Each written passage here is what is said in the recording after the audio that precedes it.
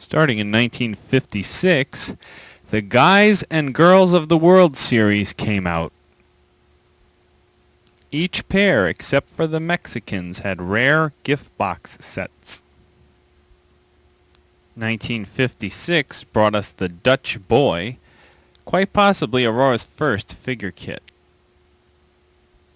The Dutch Boy is a very basic figure kit, holding a pair of ice skates in his right hand. All of the Guy and Gal series were molded in ivory plastic. They came with a map base that you could paint. The first issue Dutch Boy box had red type. The Dutch Girl also came out in 1956. The Dutch Girl also came molded in ivory plastic and has one hand up in the air waving and golden braids.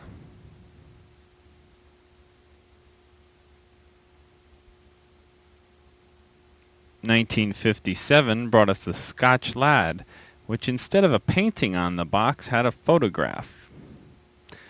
Now this is a kit that you really have to spend some time if you want to get a nice paint job on. There's intricate detail on the plaid that you could spend a good couple of weeks on this one. Aurora offered you the challenge to paint it or leave it in flawless ivory. He also came with a map base.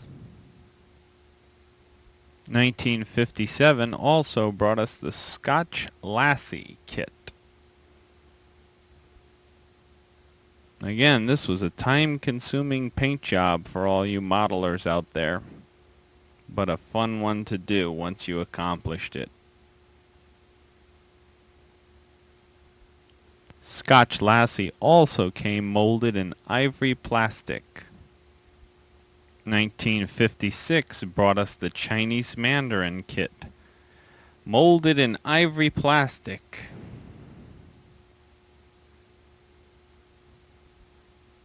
He has a necklace, a feather on his hat, and a pigtail. Believe it or not, he has hands under there. He also has a map of the China Sea. Chinese Girl also came out in 1956. Molded in ivory plastic, carrying a fan. The Chinese Girl, again, is a complex paint job.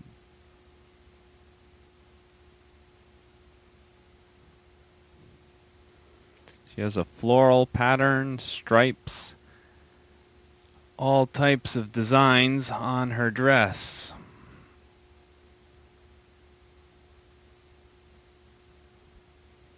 (1958) brought us the Indian Chief, which is one of the harder in the Guys and Gals series to find.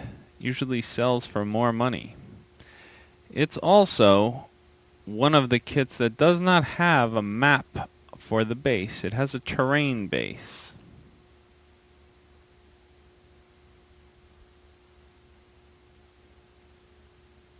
(1958) brought us the Indian Squaw kit, which is also a scarce kit in the Guys and Gals series.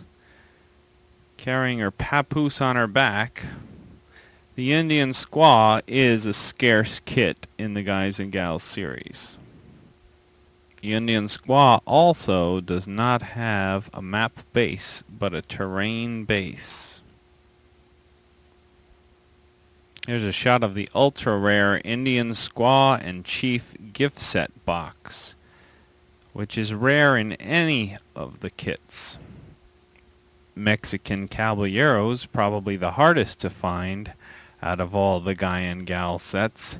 1958 it was issued, and it has a few parts that can be missing. A cigar in his hand and lots of gold trim down his side, provided you painted it gold, of course. A Mexican Senorita is also a hard figure to find in the Guys and Gals series. She carries a fan in her hand, has a veil, and wears bracelets around her wrists.